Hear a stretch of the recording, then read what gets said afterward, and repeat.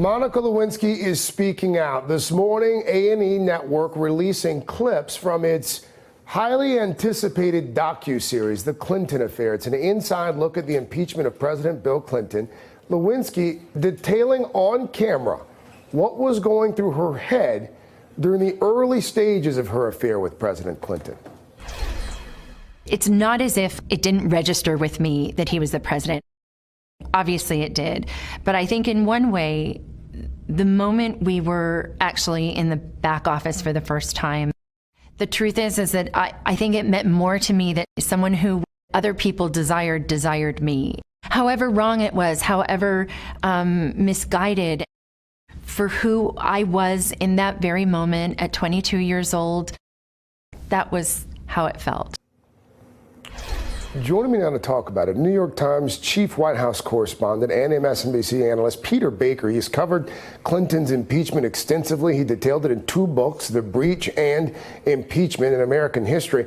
Also, NBC national correspondent Kate Snow is with me. Kate, let me start with you.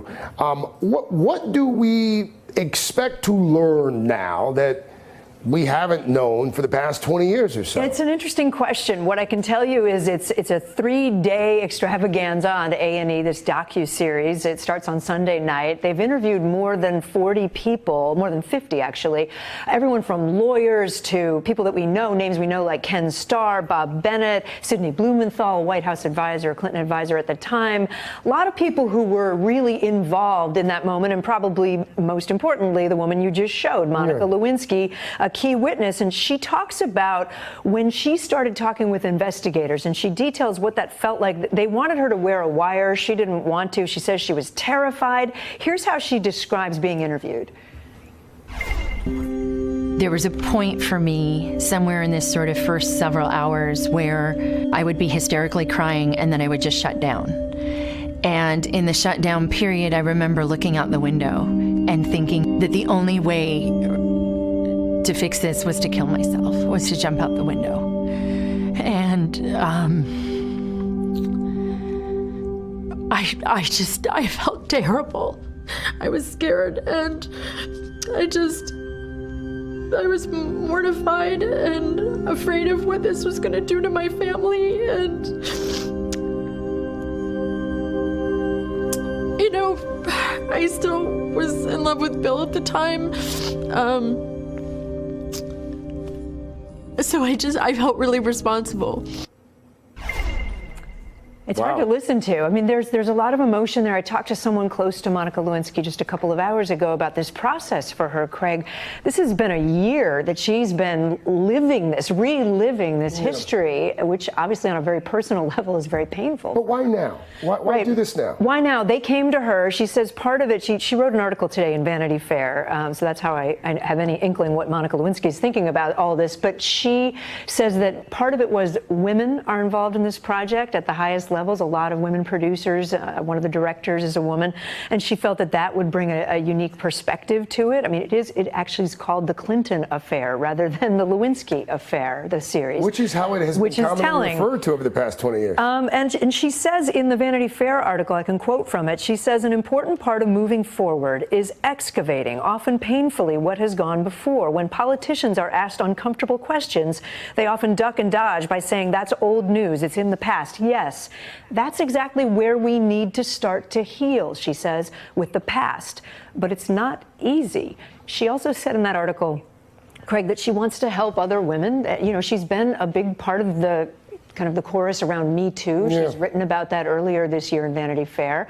So I think she felt that this was a moment to try to re-examine some of what happened with a new lens. Peter, part of what she also did in this Vanity Fair article is talk about what she would say to Hillary Clinton now if given the opportunity. Monica Lewinsky writing in part, quote, if I were to see Hillary Clinton in person today, I know that I would summon up whatever force I needed to again acknowledge to her sincerely how very sorry I am.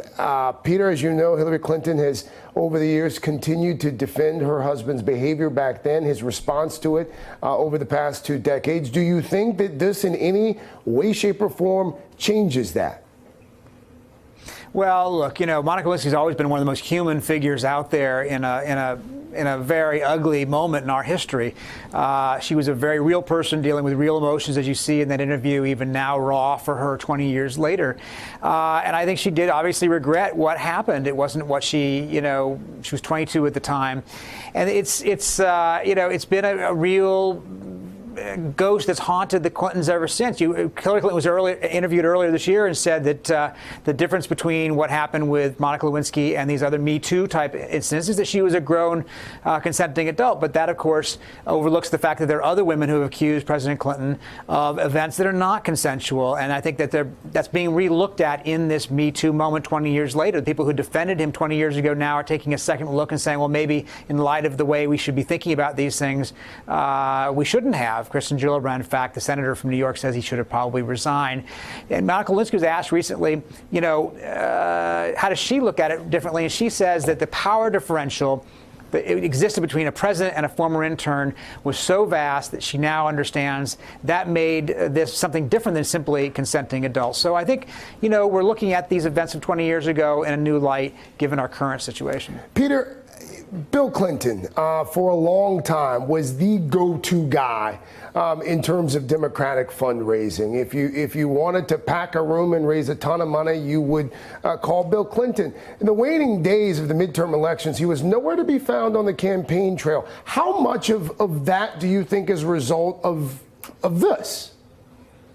I think it's exactly because of this. I think it's exactly because of this Me Too moment. Suddenly he is again a figure to keep a distance from if you're a Democrat. You don't want to be asked questions about the sexual scandals that involve that president. That's not what you as a candidate wanted to focus on this fall, so better off to keep him away. And you're right, it's a real change. He managed to get out of the White House with a high popularity figure.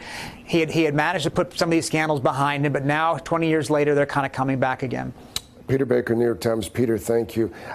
Kate Snow, I know you're working on this for tonight, tomorrow morning, but it is, this is one of those parts of our country's history that you feel like over 20 years we've heard from all sides. But this feels different for some reason. It does. I also want to point out, much like the O.J. story, which came back in a docu-series, think about, we were just talking about watching this, and the interns who work here, who are 20-something, they don't remember this history. Right. So for a lot of viewers, I think this may be the first time they really encounter what happened 20 years ago. So that's just, it's an interesting perspective, too, for the young people. Kate Snow, thank you, thank you, thank you. And again, the big thanks to Peter Baker as well. Hey there, I'm Chris Hayes from MSNBC. Thanks for watching MSNBC on YouTube. If you want to keep up to date with the videos we're putting out, you can click subscribe just below me, or click over on this list to see lots of other great videos.